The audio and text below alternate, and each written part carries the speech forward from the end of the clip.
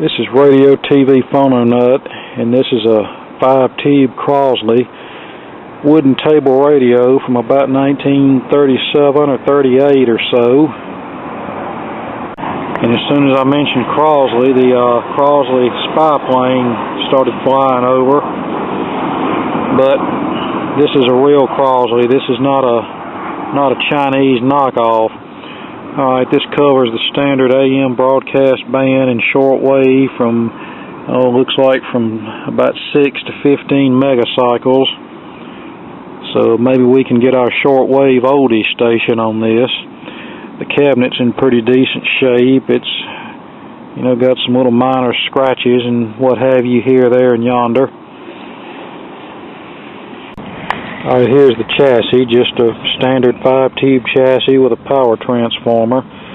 It looks to be very clean, which probably means electronically the radio is going to have everything under the sun wrong with it. And you may think I'm being a smart butt by saying that, but there's been many times when I've ran up on radios, it looked nice and clean, like they've been sitting in somebody's house for the past 60 or 70 or 80 years, and they have everything under the sun wrong with them. But take an old rust bucket chassis where the cabinet's falling apart and all it needs is one capacitor and a new power cord to make it play. But we'll find out here shortly what this one needs. Of course, we know right off of the bat it's going to need a new power cord. A lot of times looking at the components on the chassis can give you an idea as far as what all's been done to the set and how late the set possibly was used.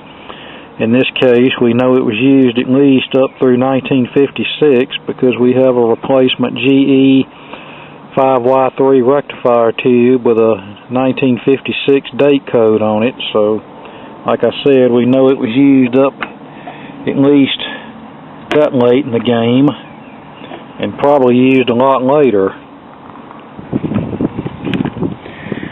I'm impressed that the chassis looks to have all three of its original mounting bolts, so that's good.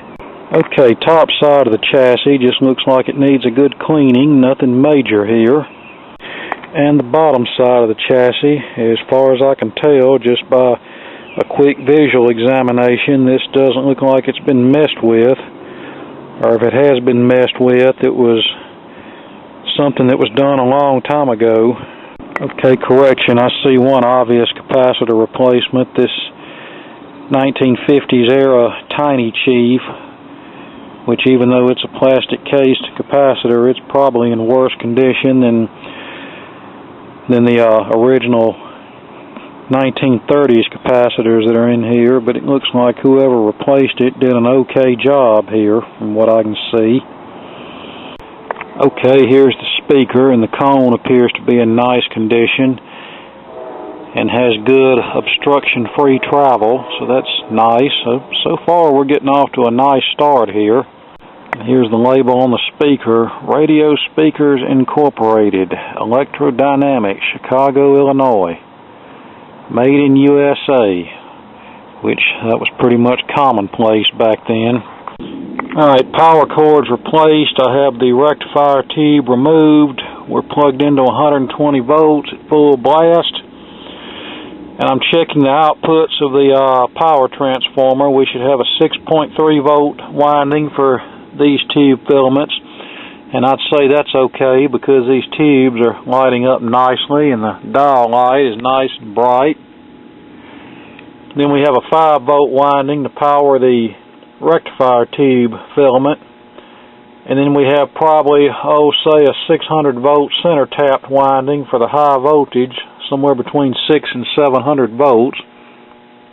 Alright, looking at the 5 volt rectifier filament, we have 4.95 volts. That's probably okay, but really I'd feel a lot better if it was just a little bit over 5 volts. Now checking across the high voltage winding, I'm only reading 27 volts AC. Now that's not good. Let's check from each end of the winding to the chassis. Alright, 30 volts there.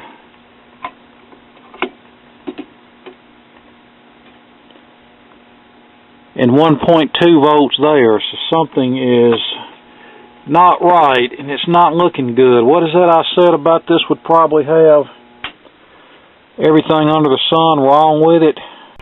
Okay, how very interesting. It looks like they have this full wave rectifier wired as a half wave configuration. This will be the hot side coming from the transformer, and we need to trace out the bottom end of that high voltage winding and see where it's going, because there's a good chance it's not connected directly to chassis.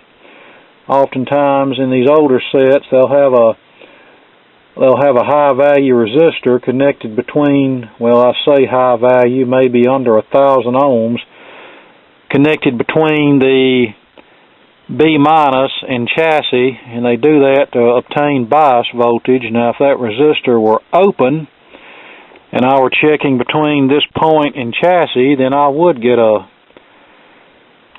false reading. Well, not necessarily a false reading, but one that might lead you to believe that the power transformer is bad when it really may not be. Okay, we're set to ohms with our meter negative probe connected to the chassis, and now we'll touch the positive probe to this high voltage winding on the transformer, and I'm reading absolutely an open circuit here, which means that there is something between the other end of this high voltage winding and the chassis. Then it's open. Okay, here's the deal. They have the field coil for the speaker in the negative side of the power supply, so with that disconnected there's no ground return and therefore no voltage being measured when reference to the chassis. With the field coil plugged in, we're reading about 2,000 ohms here, and that looks about like what I'd want to see. Now let's plug the radio back in and see what kind of AC voltage we get there. Okay, 300 volts going into the plate of the rectifier tube, so I'd say that transformer is healthy.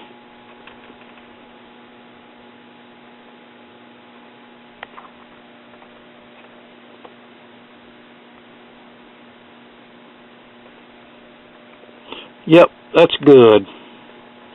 So we know we have a good transformer. Okay, we have our positive meter lead clipped to the cathode of the rectifier tube. The rectifier is reinserted. We're set to measure DC volts. I'm going to bring this up and we're going to see what happens. And we're going to do it slowly, just in case something shorts, we can catch it before it blows up something. And even with, what, about 40 volts AC input, we're already starting to get some rectifier conduction, 2.7 volts and rising. I know that's nothing, but at least we're getting some activity.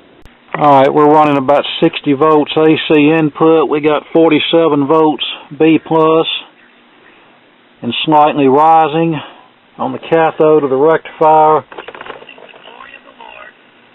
And I'm getting some reception, so that's a good sign. That's a very good sign.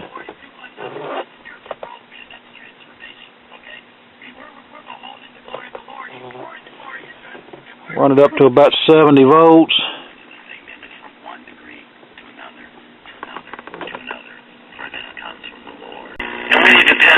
Alright, we're coming up. Alright, here's the plate to grid coupling capacitor for the audio output tube, and I took the grid end of it loose and checked the DC voltage on it, and of course it's very much so some DC voltage there. And we know all of these capacitors are leaky, so there's really no point in fooling with them. Just change them out and check all the resistors while we're here, and change any that are severely out of tolerance. This capacitor here, I believe, has been replaced. It's a dry electrolytic filter, and it's connected across this old wet filter capacitor here. So far, the only work I see, evidence of work I see, is this capacitor and that red tiny chief that I showed you just a few minutes ago. But right now I'm going to break away and start changing these old capacitors and changing any resistors that need to go, and then we'll see where we are from there. Okay, we're coming along. All of the paper capacitors have been replaced, and I've determined that someone has replaced this filter capacitor, which formerly was one of these wet types. This one here is a dual section type that they connected together to get the necessary value that we needed. And this original wet type here was replaced by this dry type electrolytic. It's completely open, dead, no go, nothing, waste of space. And this dual section one here is very, very high up on the ESR range. So I didn't like the way they had all these wires just connected together and blobbed up. There's a total of 6, that's right, 6 wires that originally connected to this capacitor here.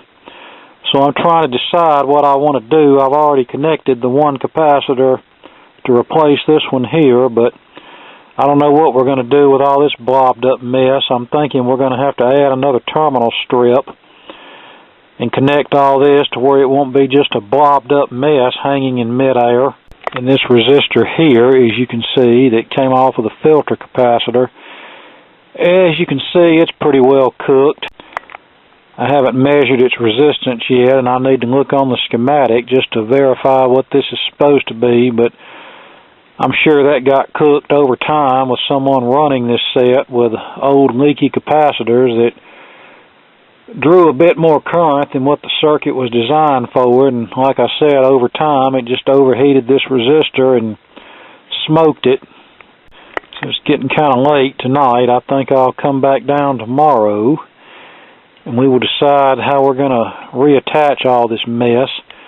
I'm sure some of it will involve adding longer wire lengths, and we'll probably put another terminal strip here to attach all this, and then we can put our capacitor to that. Okay, we're coming along, and we're picking up the weak country station at 1490, which is pretty good considering I have not aligned this set yet. The volume control is still kind of touchy, and the tuning condenser needs a good cleaning. You can also check them out. Great, they can make your lawn and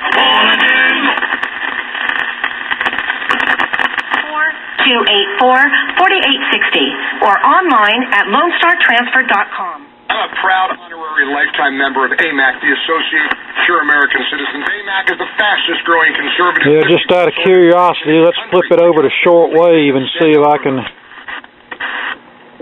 receive anything.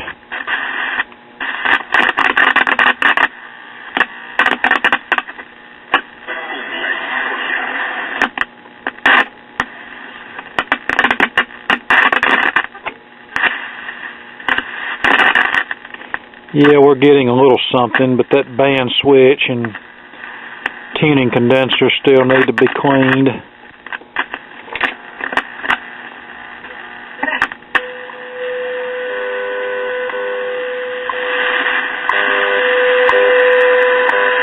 There's WWV.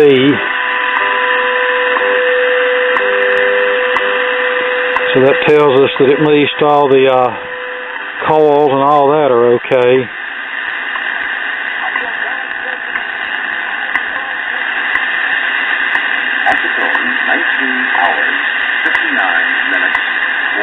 Universal time.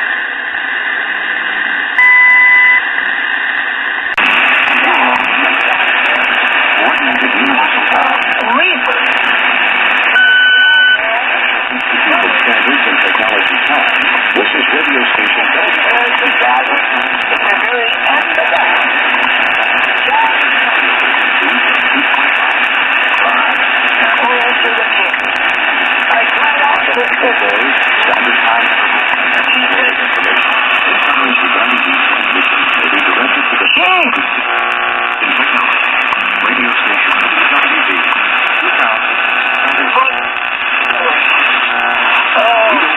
Understand the word terror. Mostly authors, preachers, and church. De alertas de emergencias sanitarias. Dice que la situación es mala, pero Fernando Simón confía en que ya hemos superado el pico.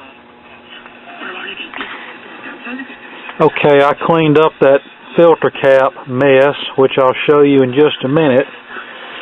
I also had to replace some more dog bone resistors, including this one that the end cap just came off of it. When I put the cap back on, it actually reads within tolerance, but if that cap is subject to falling off, then we need to go ahead and replace it. And even with the cap in place, it might make poor connection, which could result in intermittent and or noisy operation, so just go ahead and replace it. Okay, originally this had a filter capacitor in this position here that was just like this one here, and someone replaced it with a multi-section capacitor with wires coming out of it, and they had the sections wired together to get the capacity value that they needed, and then they had everything just blobbed up, dangling in midair. Well, I really don't like that. Now, had they left the old capacitor like this one, had they left that one over here, I could have just simply disconnected it and mounted a small terminal strip to that old capacitor and then made our connections there, but since they didn't do that, we had to do something else. There were a total of 6 things. That's right, 6 connections that had to be made to that capacitor that was right here. So what I did was mounted another terminal strip here and connected everything up here, and then used jumpers to jump the terminals in place. That way I could connect everything without having to extend wires and all that sort of thing.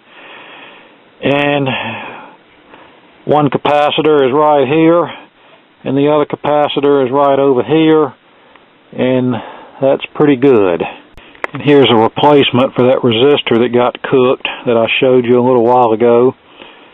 The resistor was still somewhat within tolerance, but when they overheat like that, I don't like to leave them in circuit, and if we trace it over here, it goes right over to this bypass capacitor that at one time was replaced by that red Tiny Chief cap that was leaky, and as you can see, I replaced it with a modern yellow capacitor.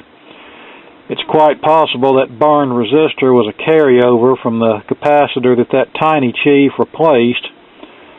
There's a good chance, since it's a bypass capacitor with high voltage on it, that it probably shorted and drew too much current through this resistor and caused it to overheat. But since it checked good, the technician didn't bother to replace it. And I've gone through and tested all of these other dog bone resistors, and they're all within their plus or minus 20% range, so we'll leave those alone. Alright, 206 volts on the first filter capacitor, that's about right. Now this radio doesn't have the high B plus voltage that some radios have, so that's about right. Now looking at the control grid of the output tube, we have negative 20 volts. With the old leaky capacitor, we had something like negative 4 volts. Okay, these old resistors, they're a little bit different than the newer resistors as far as reading the color code, but these are what you read. These are called body end dot resistors. You can remember that as bed. So the body color is blue, that's your first color, that translates into the number 6. And then your second color is the end color here, which is black, that translates into 0. And then our dot, the third color, is our orange multiplier band, so that translates into times 10,000. So this is a 60,000 ohm resistor, which is a non-standard value in today's world. But since there was no other color band, silver or gold, on the other end of this resistor, I put the cap back on there just for the sake of argument, but since there was no silver or gold color band on the other end of this resistor, that indicates a 20% tolerance, so as long as your replacement resistor is plus or minus 20% of what the original resistor is, then the circuit should perform okay. So like we've talked about before, this tube stuff, especially in these little radios, is not that critical. Now, if the other end of this resistor was painted silver, that would mean plus or minus 10% tolerance. And if it was painted gold, that would mean plus or minus 5% tolerance. Now here's the other style of old resistor that you see in radios, and this one is also red. It's similar to the body end dot configuration. Orange is 3, black, their end color is black, and then our band in the center here, or kind of off of center here, is yellow. So that would make this a 300,000 ohm resistor. And again, that's a non-standard value in today's world, and there's no tolerance color on this end, so you could replace this resistor if it needed replacing with a modern 330k ohm resistor, and the radio would still work just fine. Now this resistor here, these two in series, were used to replace a flexible resistor, and here's an example of such a resistor here. The one that was in here just crumbled apart on me, so I just replaced it with a couple of carbon film resistors in series to give me close to the right value that I needed. Okay, here's the chassis, cleaned up a little bit. Okay, I'm ready to align this, and I don't know what all the static's about here, but they want us to set the band switch to the shortwave position, turn the tuning dial to the top of the dial, ground the signal generator to the chassis here, and connect the signal generator hot lead to the grid of the 6A8 tube through a 0.02 microfarad capacitor, and tune the signal generator to 455 kilocycles. And we can tell it's out of alignment.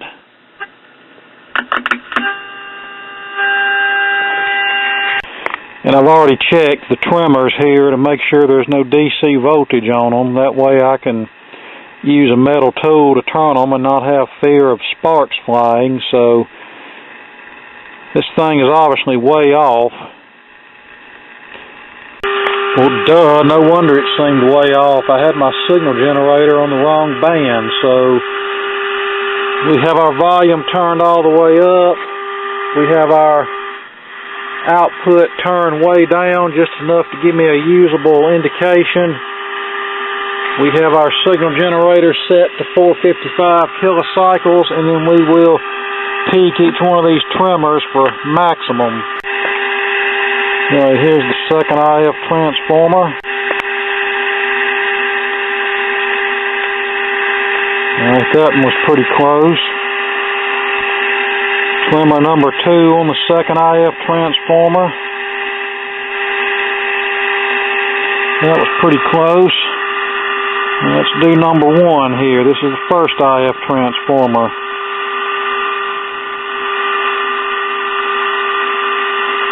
That was pretty close.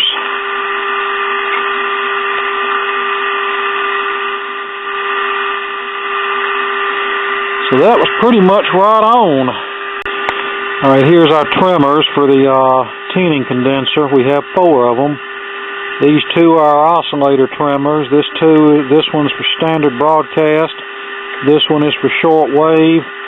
These are our antenna trimmers. This one is for standard broadcast, and this one's for shortwave. Now with the band switch set to the standard broadcast position and the tuning condenser set at the top of the dial, they want us to set the signal generator to 1725 kilocycles and radiate a signal just into the antenna input of the radio. And then they want us to adjust our oscillator signal, our oscillator trimmer rather, this trimmer right here for maximum output. And that determines our dial tracking, and I can tell you that's off because when I tune lower down, we get the tone, so I need to adjust this trimmer here for maximum output.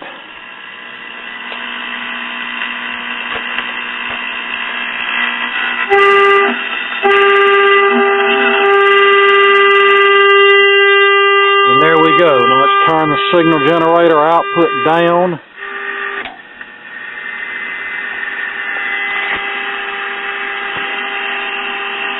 And we'll peak it again for maximum, and then once we do that, they want us to set the generator and the dial to 1400, and then peak this trimmer out here for maximum. Okay, this tuning condenser is still very staticky when I turn it. So I don't know whether we have a slightly bent plate or what. I've already tried the usual deal of spraying cleaner between the plates and running a thickly folded piece of paper in between the plates to get the crud out.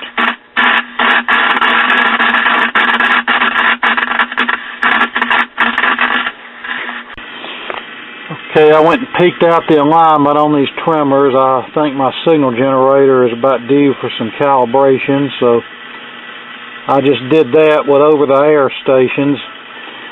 I got most of the static out of the tuning condenser by hosing it down with cleaner and running paper in between the plates and running the condenser back and forth about 5,000 times, and it finally cleared up most of the static. This thing has a pretty broad IF because you can see how when listening and tuning in 910,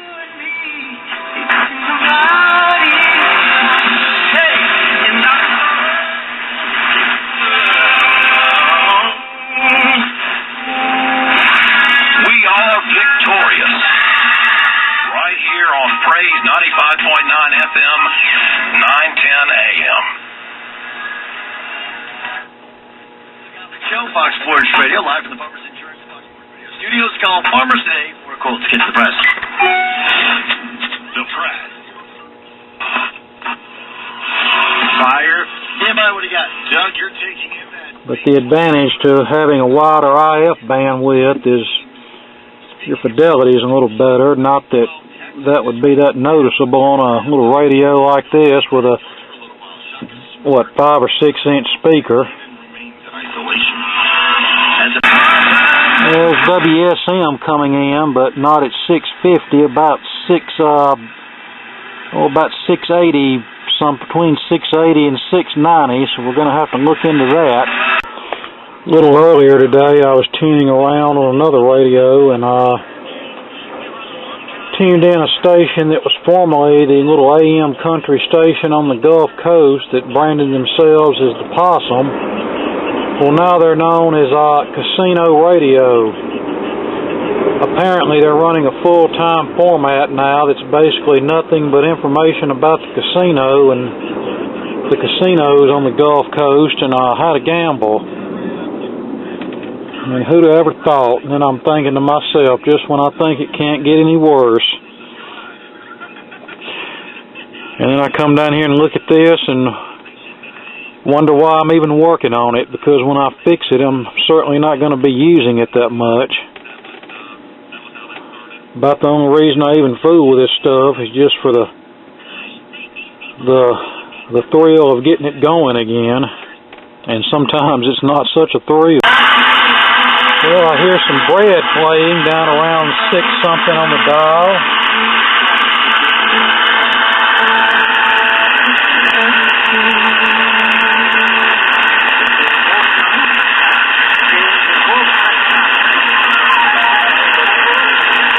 And some KC and the Sunshine Band. I think I heard a little Spanish in between songs there. It's probably a station out of Mexico. Okay, I played with it some more and I've got the dial tracking better. And how I accomplished that was you have these plates on the oscillator section of the tuning condenser, and they're designed where they can be slightly bent out a little bit if need be. So I compromised between using the trimmer to get the high end of the dial right and slightly bending these plates here to get the lower end of the dial right. It's not perfect, which it probably never was in the first place, but it's pretty close. Okay, I have the generator tuned to 600, just radiating a signal into the set. I think the generator is probably pretty accurate on that band.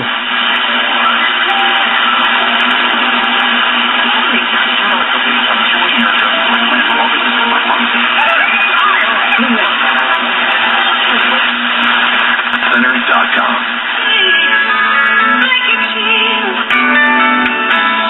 910. The truth is, you can successfully buy or sell in any market Need help. Your bank account.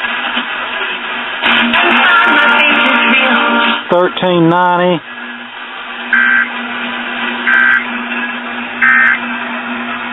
$14.50.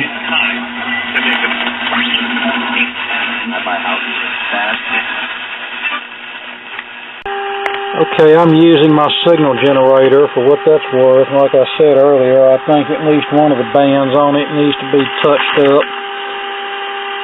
But as best I can tell, on the shortwave band, it looks to be pretty accurate. Alright, I got WSM coming on right dead center on 650.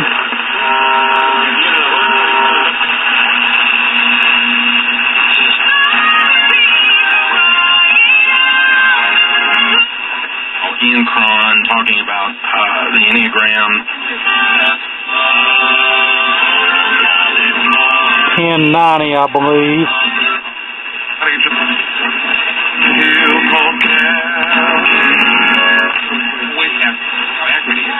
One in five of the defendants in the Capitol, the military. Here's some. What do you make about the still line of military service? And there's 1450. About, it's not perfect, but it's better than it was, and I accomplished that by a combination of adjusting this trimmer and bending these plates out. Alright, before I slide this back in the cabinet, I was just under the chassis tapping on some of these dog bone resistors just to make sure that they're not intermittent. And look at here, you see these guys here, these mica capacitors like this one on the oscillator and mixer tube. You don't want to change those unless you absolutely have to. Normally they don't go bad. That's not an across-the-board 100% rule, but normally they're okay. And a lot of times if you change them, it will throw off your alignment, and it will be a real big pain in the butt to get it back right, so better to leave those alone. Now, on that note, there are some capacitors that are in Bakelite cases like this that will make you think they're mica capacitors, but in actuality they're actually paper capacitors, and they're usually bad. Usually the paper capacitors are in a big square Bakelite block, and the microfarad capacitance value is usually 0.001 or above. Usually anything below 0.001 is mica. Anything 0.001 and above is usually going to be paper. Alright, there's WSM coming in about where it should be. So my dad lived to be 94. My mom is 99. Her birthday is this week. I got it made. I got a long way to go. But the reality is we don't know. And if I had one day... We're about 5 months away from getting in it. We'll get in. Oh, I did that?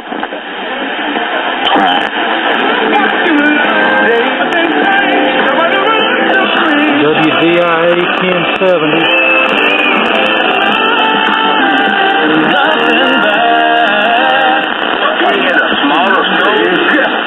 Take the burden.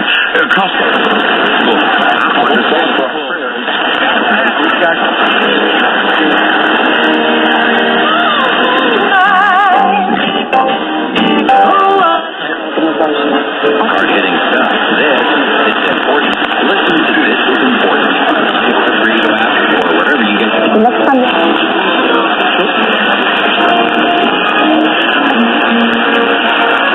We got bad thunderstorm activity in the area, so the reception may not be as good as it normally is. Okay, shortwave. Well, my spiritual ear is one of the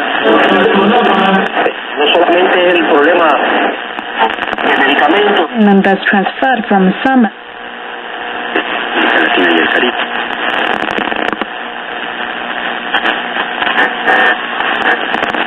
Requiere la conversión por exhortación. Las personas con And it's not much better than standard broadcast, but sometimes you'll find something.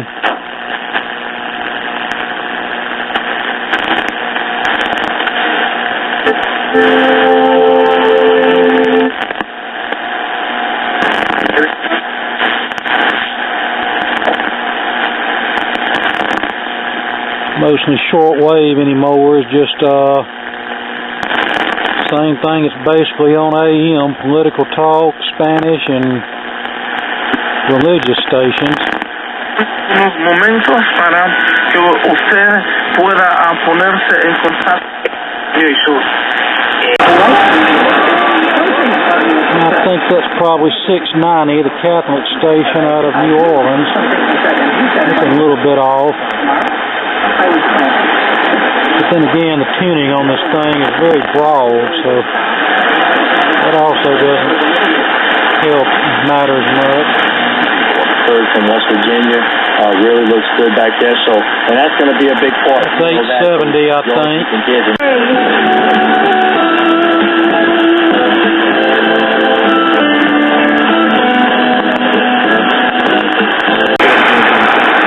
There's 650 coming in barely. I'm trying to get 700 to come in. This was Crosley's radio station back then. And it would be quite fitting to hear that station on a Crosley radio. It's kind of focused in. As you can see, the dial is marked WLW. That was Crosley's radio station.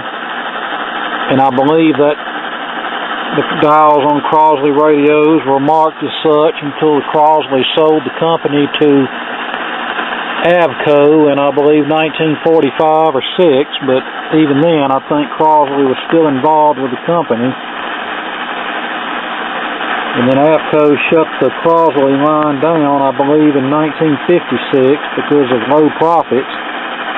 And to my knowledge, the Crosley name didn't reappear again on consumer electronics until sometime in the 80s. I don't know what the connection was between North American Philips and Crosley, but there were some TVs in the mid to late 80s that were obviously rebadged Magnavox sets, which North American Philips owned Magnavox, and those sets were branded as Crosley.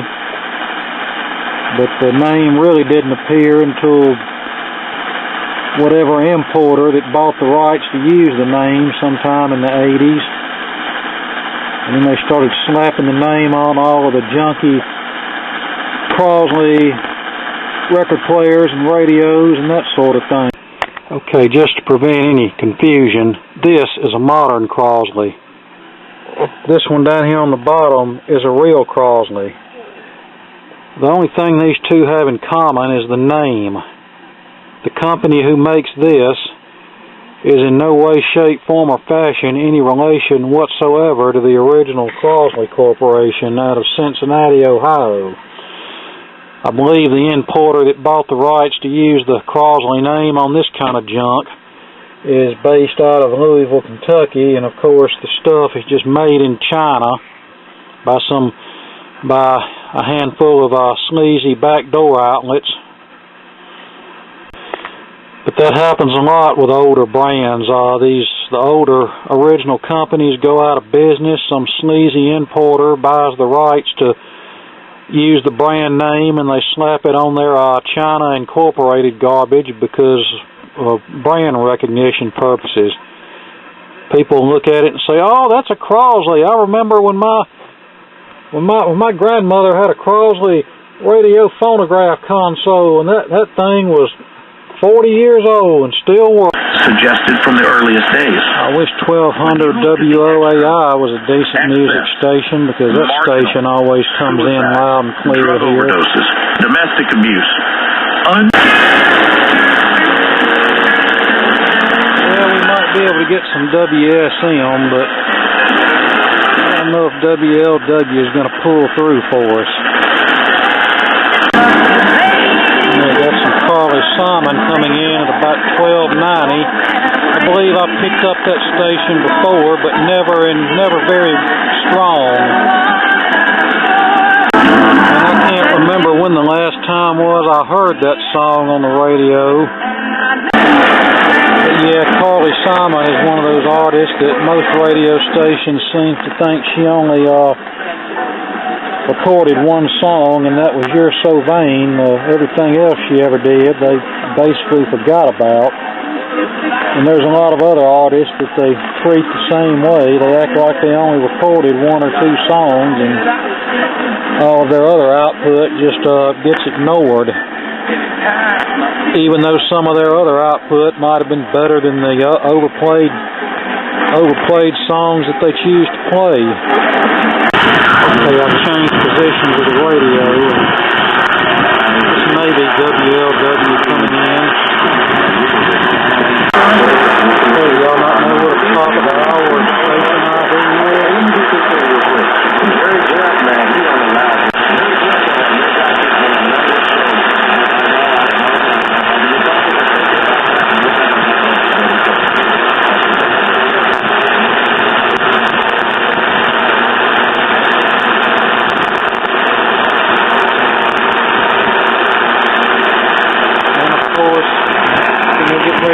Station ID, that's when the signal's going to fade out.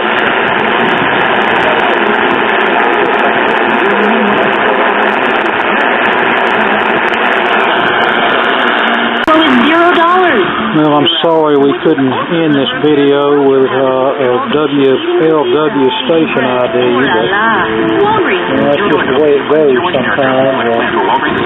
Reception is such tonight. WWL First News. Chris Miller on your official weather station, WWL-AM-FM.com. We had some rain this afternoon, and it gets more likely overnight tonight. Overnight tonight, we will start to see a bit more rainfall around.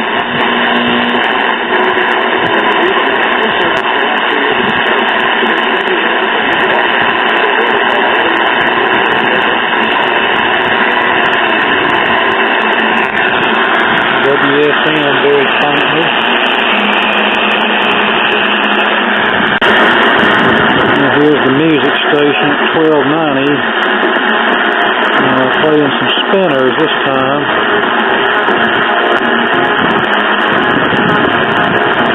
News helps you start your day brighter and better informed with the breaking news you need to start your day. Plus traffic updates every 10 minutes. Tomorrow morning at 5 on News Radio 1200 WOAI.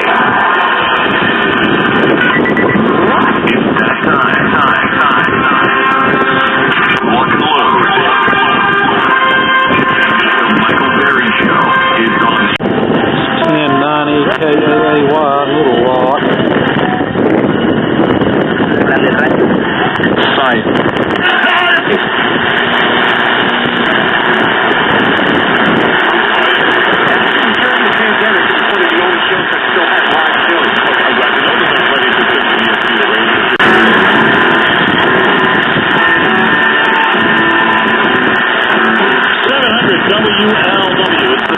We got it. For Gary Jeff Walker. So that means I am here till midnight tonight.